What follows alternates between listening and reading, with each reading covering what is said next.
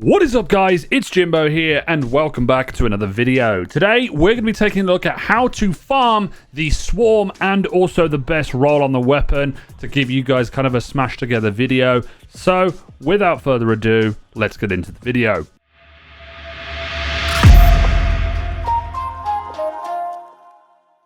If you haven't already, make sure you hit that like and subscribe button, turn on the notification bell to be notified when I bring out more content. Really helps out the channel.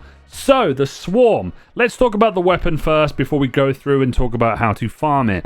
First of all, the swarm is a 360 rounds per minute gun. It's very similar to the 7th Seraph Saw. It has 47 in the magazine, but you can get extended mag, which means that you have more in the magazine. I think it goes up to like 50 something. I didn't quite check when I was using it, but it's a very, very fun weapon. I've just started using it, so let's waste no time and get into the perk rolls. The two perks that you're going to want to get on this, and that's for PvE. PvP, I'm not really going to mention for this because I wouldn't really recommend using an LMG in PvP, so this is why I'm sticking straight to PvE. And the first one is Surplus. Surplus gives you an increase to reload speed, handling, and stability for each fully charged ability that you have. Fantastic for this weapon.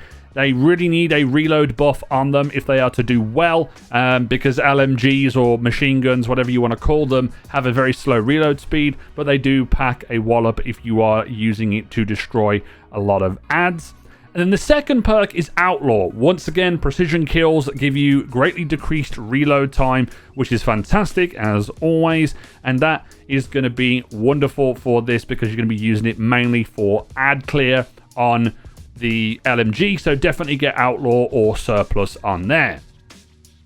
Moving into the second slot though, you're going to want to go for either two perks. The reason why I'm not suggesting Vorpal weapon on this is because you're not using an LMG for damage. It's one of the lowest damaging DPS options in the game. There's rockets, there's snipers, there is heavy snipers I should say, there is the different exotic rocket launchers. There's a lot of other ones, so that's why I wouldn't really recommend Vorpal.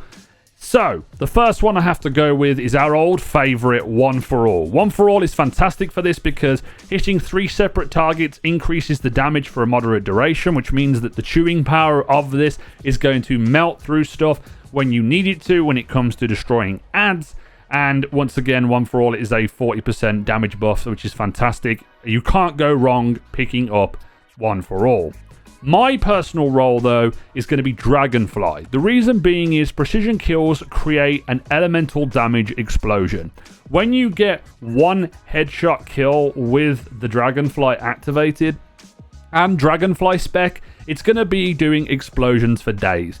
I love Dragonfly on certain weapons, especially on LMGs, because it just takes the level of their ad clearing power and adds it up another notch. So definitely get Dragonfly on this or One for All. So either one of those combinations, Surplus One for All, Surplus Dragonfly, Outlaw Dragonfly, or Outlaw One for All. Take your best pick. Overall, if I want to talk about the pros and cons, to summarize it, it's going to replace the 7th Seraph Saw for the Arc LMG in the same slot. It won't do for the creating Warmind cells because it's not a solar version of the gun, and once again doesn't sunset until season 17, so you're going to have this for a while. And then also we have the Adept version coming later on in the season. The main con for the weapon though is that it has reload speed problems, so you're going to need to have a reload speed perk on there in order to help you out. And also it's an LMG and they don't do the most amount of damage to bosses, so you're going to want to make sure that you have a somewhat boss clearing weapon on you, whether that's another exotic like Izanagi's Burden or something that can do a hell of a lot of damage. Otherwise this is just going to be a fun ad clearing type weapon. If you want to know how to farm this weapon though, I specifically didn't tell you how to get this earlier on in the video, is because you're going to need to do the Nightfall for this week. Now, this week's Nightfall is the Warden of Nothing. This could be any other Nightfall if you're watching this video at a later date, but right now it's on the Warden of Nothing. You're going to want to have someone running Overload, someone running Unstoppable, and then all of you want to be on the anti-barrier. And what I would recommend is, if you want to get this efficiently or do runs for this more efficiently, is do the legend version of this if you are high enough. The 1330 is efficient, but you have a buff which is called the Reunited buff, which is rather annoying. And if you're the last member of the fire team, you take a shit ton of damage, and it really, really sucks and can blow runs. And also on top of that, you have to kill some finicky champions at the end, just before you go into the boss step. Not right at the boss, but it's like the bit where you have to defuse the mines.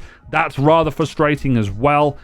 So yeah, I would recommend doing this on Legend and bang out a load of runs for this. So there you go, guys. That is the Swarm. Hopefully you will be able to use this in future.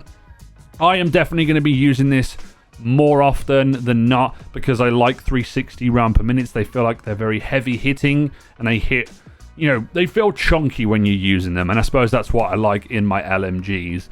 But if you've enjoyed this video and it's helped you out, make sure you hit that like and subscribe button, turn on the notification bell if you haven't already, and as always, this has been It's Jimbo, and I will see you guys next time.